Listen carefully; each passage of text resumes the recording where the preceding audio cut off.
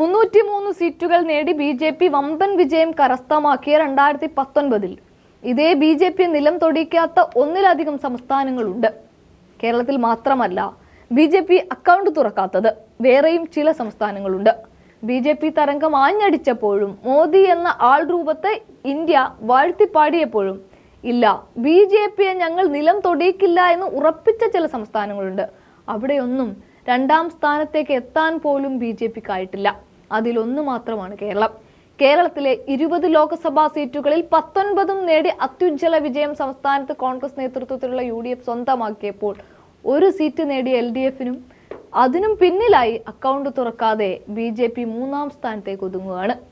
25-ൽ 22 സീറ്റും നേടിയാണ് YSR ആന്ധ്രാപ്രദേശിൽ ചരിത്രം നേടിയത്.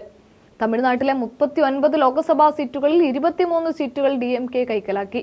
2 മണ്ഡലങ്ങളുള്ള മേഘാലയ, 1 മണ്ഡലം മാത്രമുള്ള മിസോറാം, നാഗാലാൻഡ്, സിക്കിം എന്നീ സംസ്ഥാനങ്ങളിൽ അവിടുത്തെ പ്രാദേശിക പാർട്ടികളാണ് ഏറ്റവും വലിയ ഒറ്റകക്ഷിയായി വിജയമുറപ്പിച്ചത്. മേഘാലയയിൽ കോൺഗ്രസിനും 1 സീറ്റ് ഉണ്ടായിരുന്നു. ഇങ്ങനെയൊക്കെയാണെങ്കിലും ബി.ജെ.പി ദക്ഷിണേന്ത്യയിൽ ചില സംസ്ഥാനങ്ങളിൽ 2-ാം സ്ഥാനത്ത് എത്തിയിട്ടുണ്ട്. ഒഡീഷ, പഞ്ചാബ്, തെലങ്കാന, പശ്ചിമ ബംഗാൾ എന്നിവയാണ് ആ സംസ്ഥാനങ്ങൾ. മറ്റൊരു തെരഞ്ഞെടുപ്പ് കൂടി പടിവാതിൽക്കൽ എത്തി നിൽക്കുമ്പോൾ ഈ സംസ്ഥാനങ്ങളെ ബി.ജെ.പി അവരുടെ ചാർട്ടിൽ 1-ാമത്തെ ഇടം കൊടുത്തിട്ടുണ്ടാവും. അതായത് അതീവ ശ്രദ്ധ കൊടുത്തുകൊണ്ട് ഒരു മുന്നേറ്റം ഉണ്ടാക്കാനുള്ള തയ്യാറെടുപ്പും അവരുടെ ഭാഗത്തു നിന്ന് ഉണ്ട്.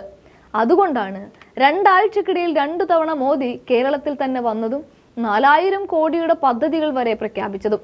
കടം കൊണ്ട് മുടിഞ്ഞ കേരളത്തിന് യാതൊരു സഹായവും നൽകാതെ ഓരോന്നോരോന്ന് വെട്ടിക്കുറക്കുന്നതിനിടയ്ക്ക് പെട്ടെന്നൊരു 4000 കോടി അദ്ദേഹം പ്രഖ്യാപിക്കുന്നു. തമിഴ്നാട്ടിലും വമ്പൻ പ്രഖ്യാപനങ്ങൾ. ഇതൊക്കെ 0-ൽ നിന്ന് 1-ലേക്ക് എത്താനുള്ള ബി.ജെ.പി ശ്രമങ്ങൾ തന്നെയാണ്.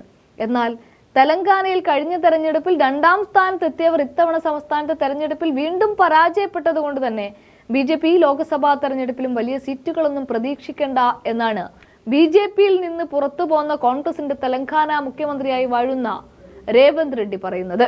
എന്തായാലും മോദി ബി.ജെ.പി തരംഗത്തിൽ വീഴാത്ത 1-ലധികം സംസ്ഥാനങ്ങൾ ഈ രാജ്യത്ത് വേറെയും ഉണ്ട് എന്നുള്ളത് ഒരു കാര്യം തന്നെയാണ്.